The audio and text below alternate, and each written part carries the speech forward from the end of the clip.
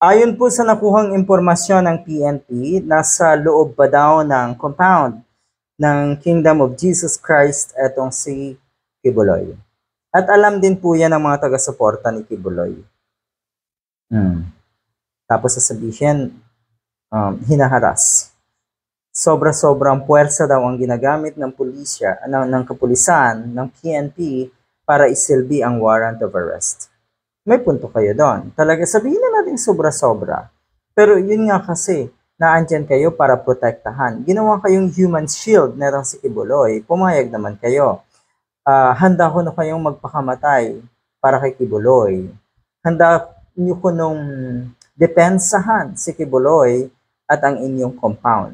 So paano? Anong gusto nyong paraan ng pag-aresto?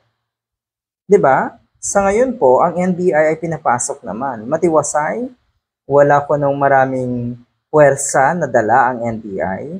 Natural lamang NBI. Mga NBI agents ang naandyan. Pinapasok daw ng mga otoridad o ng mga namumuno ng KOJC diyan sa compound. Yan ang gusto nyo. Yan ang gusto nyo. Papapasukin nyo, sige. Pero sa tingin nyo po ba, o talaga po ba na hindi nyo tinatago dyan si Kibuloy?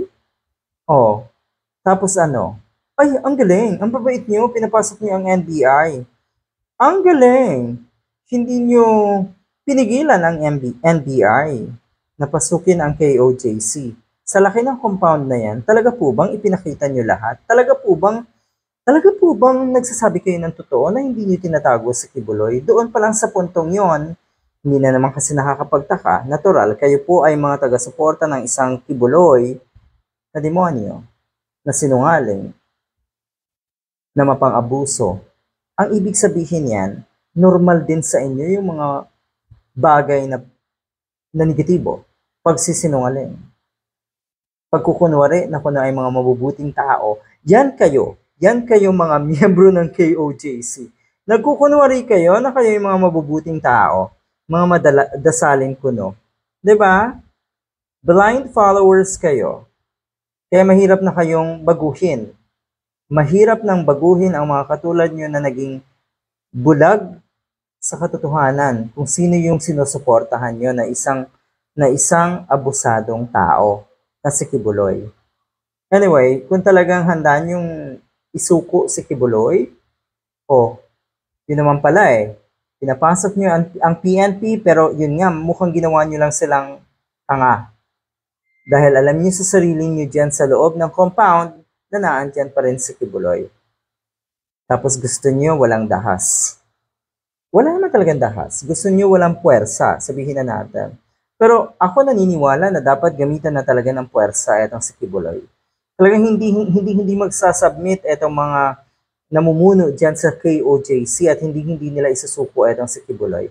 Ganun po kakapal ng mukha at garapalan na kung magsinungaling itong mga ito. Kasuhan nyo na rin po yung mga yan. Ayan.